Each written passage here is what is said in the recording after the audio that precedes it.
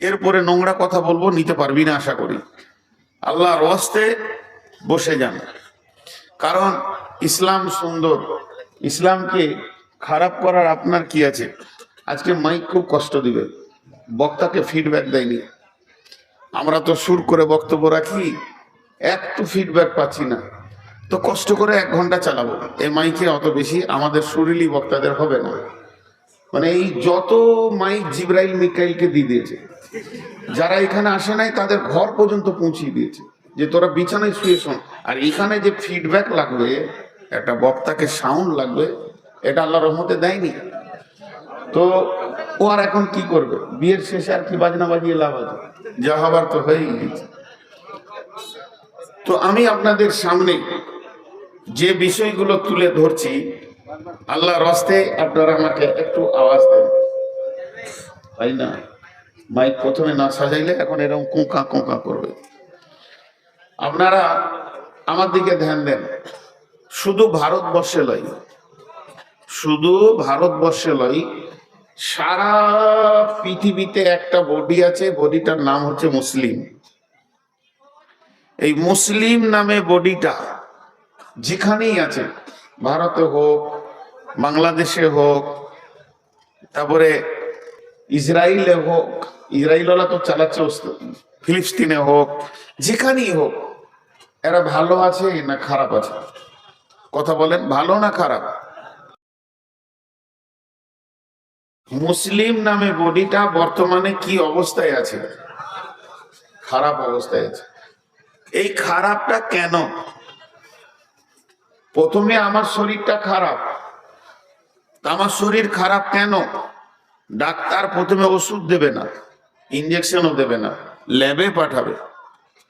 ল্যাবে আপনি রক্ত দেবেন, রক্ত বলবে যে সুগার হয়েছে, জন্ডিস হয়েছে, রক্ত বলবে এর থাইরয়েড হয়েছে, কোলেস্ট্রল বেড়েছে। তাই হোক, রিপোর্ট আপনাকে আগে করাতে হবে।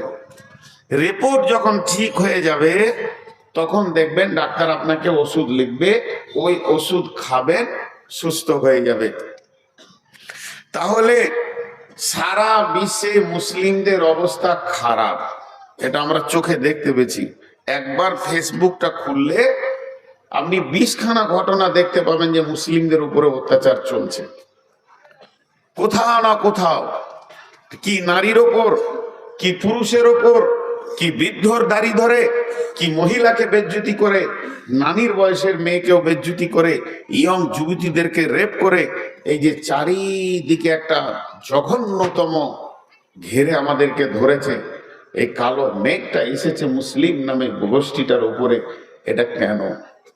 এই কেনটা আগে যতক্ষণ ল্যাবে নিয়ে আপনি না এর রিপোর্ট বের করতে পারবেন, ততক্ষণ পর্যন্ত হাজার ওষুধ খান, যেমন আছে তেমন খান।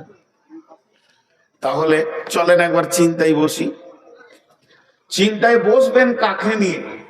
কলেজের প্রিন্সিপাল তাই নেন, ইঞ্জিনিয়ার নেবেন তাই নেন, আর কাকে নেবেন? এইভাবে আপনি 20টা লোককে জমা করেন।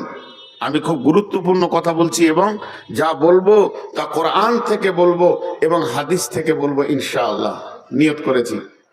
তো আপনি 20টা দামি দামি বুদ্ধিজীবী, ট্যালেন্টেড, যারা বড় বড় প্রাইজ প্রাপ্ত ব্রেনিয়ান মুসলিম ছেলেকে নিয়ে একটা গোল টেবিল করেন। একজন উঠবে, 10 মিনিট করে বক্তব্য রাখবে। তার বক্তব্যের বিষয় থাকবে যে মুসলমানদের অবস্থা এত খারাপ কেন। একজন উঠলো, উঠে বললো এটা বিজেপির চাল, টোটাল বক্তব্যে। একজন উঠলো, এটা শিবসেনার চাল। আর একজন উঠলো, এটা RSS এর চাল। আরেকজন উঠলো, সে বললো মমতাও ভালো নয়, এরও চাল।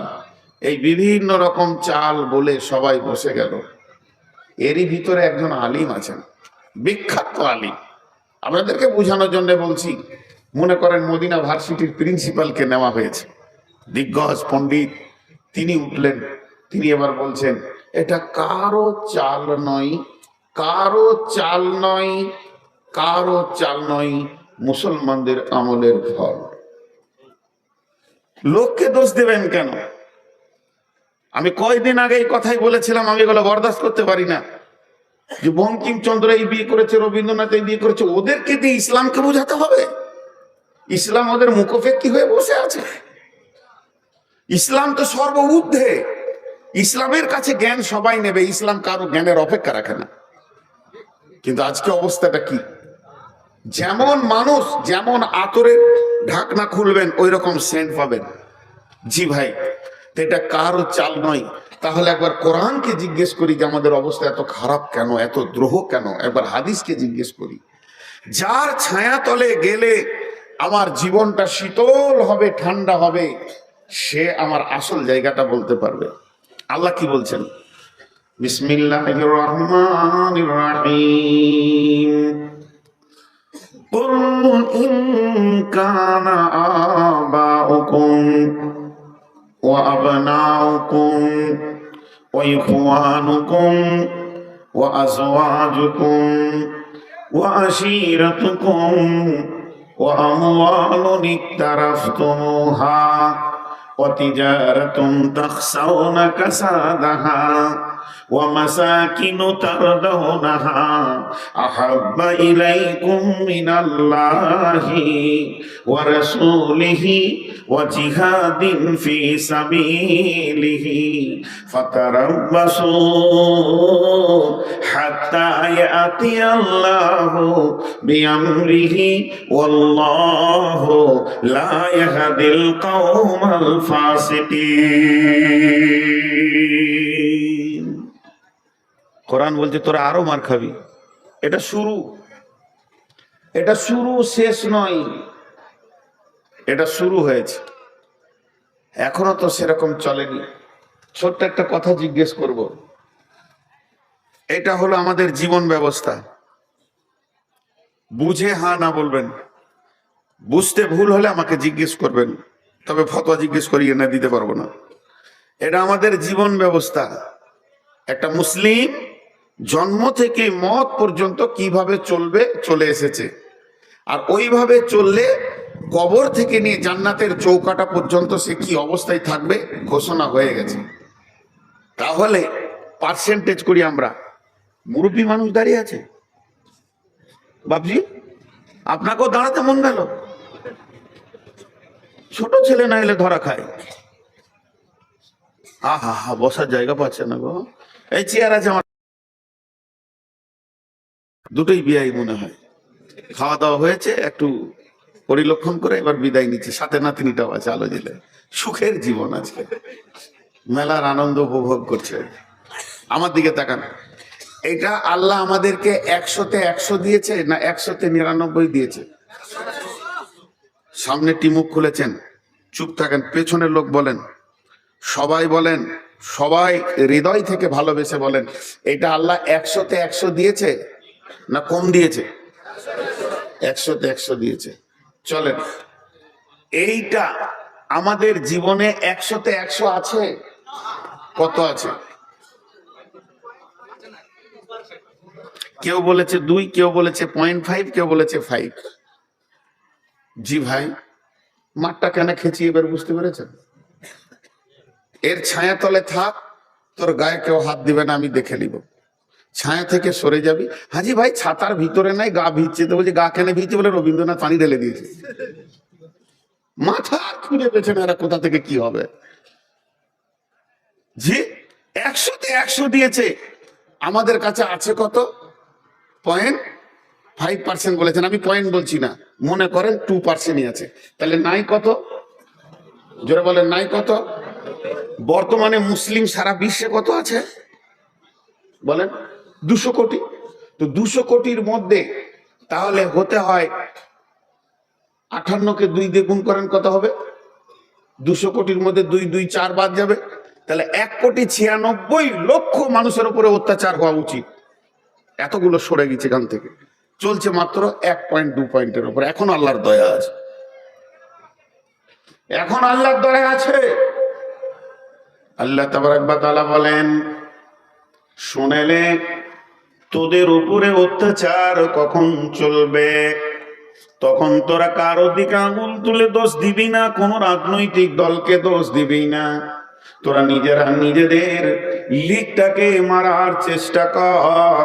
তোর গাড়ির পাংচার হয়েছে, দেশওয়ালাকে দোষ দিলে হবে না। তুমি তো বলছো ভারতবর্ষ ইসলাম কায়েম করব, তোমার 3.5 হাত বডিতে ইসলাম নাই। এখানে যতগুলি মানুষ বসে আছে, গোটা দেশে ইসলাম কায়েম করতে হবে না। আমি নূর মোহাম্মদকে শুধু দেখেন খেয়াল করে, আমি বেঈমান, আমি মুনাফিক, আমি জালিম, আমি অত্যাচারী, তাহলে আমার এখানে ইসলাম নাই। এখন তো রাজ্য দখল, তারপরে কেন্দ্র দখল, এটা পরে ছেড়ে দেন। এখানে যে 2-3 হাজার লোক বসে আছেন, কোরআনের ফরমাতে একটা করে ধরবো, আর কোরআন নামে QR কোডে দিয়ে দেখবো মুসলিম না নন মুসলিম। কোরআন 1 টাকাও মুসলিম বলবে না, ইভেন আমাকেও বলবে তুই বেঈমান হালাতে বক্তব্য রাখছিস। তাহলে অত্যাচার তো মুসলমানদের উপরে হয়নি, হয়েছে বেঈমানদের উপরে হয়েছে। আজকে হিসাব করেন, আমরা আছি মুসলমান, আধার কার্ডে মুসলমান, ভোটার কার্ডে মুসলমান, প্যান কার্ডে মুসলমান, ভোটার লিস্টে মুসলমান। আপনাদের এই বিলবাড়ি গ্রামে হাজার মুসলমান আছে? পুরুষ খালি, নারীটি বাদ দিয়ে বলছি, হাজার মুসলিম আছে এখানে এই গ্রামটায়? বলেন। 3,500। জোহরের নামাজের সময় মসজিদে গুনে নিব 3,500। খালি লোকের লিখ দেখছে। জোহরের নামাজে আজানের পর মসজিদে কাউন্ট হবে 1, 2, 2,000, 100, 2,400, 2,000, 3,500 মসজিদ ঢুকে যাবে। ভাইরা আমার, এবার আল্লাহ কি বলছেন? মা আমার, বোন আমার, কান দিয়ে শোনেন। কুলিন কানা আবাউকুম وأبناؤكم وإخوانكم وأزواجكم وعشيرتكم وأموال اقترفتموها وتجارة تخشون كسادها ومساكن ترضونها। আমার আল্লাহ বলছেন, যখন তোদের 8টা জিনিসের ওপরে মহব্বত বেড়ে যাবে 3টের তুলনায়, সে 8টাকে বাপের মহব্বত, ভাইয়ের মহব্বত, সন্তানের মহব্বত, বিবির মহব্বত, বন্ধুর মহব্বত, সঞ্চিত মালের মহব্বত, ব্যবসা বাণিজ্য চাকরি বাকরির মহব্বত, এবং যে অট্টালিকাটা তুমি বানিয়েছো এই ঘরটির মহব্বত যখন তোমার বেড়ে যাবে, এই 8টার মহব্বতে তখন তুমি পাগল হয়ে থাকবে। এই 8টার মহব্বতে তোমার সূর্য উঠবে ডুববে, তুমি আনন্দে আত্মহারা হয়ে যাবে। তোমার কাছ থেকে 3টে মহব্বত বেরিয়ে চলে যাবে। 3টে তোমার মুখের দাবি থাকবে কিন্তু মহব্বত থাকবে না। সেই 3টে কি? আহাব্বা ইলাইকুম মিনাল্লাহ, আল্লাহর মহব্বত তোমার দিল থেকে চলে যাবে। আমার আল্লাহ সকাল বিকাল তোমাকে 10 বার ডাকবে, হাইয়া আলাস সালাহ, তুমি তখন এসো, তুমি এখানে নিষ্কৃতি নিয়ে যাও। তোমাকে মারবে না, বজরং মারবে না, শিবসেনা মারবে না।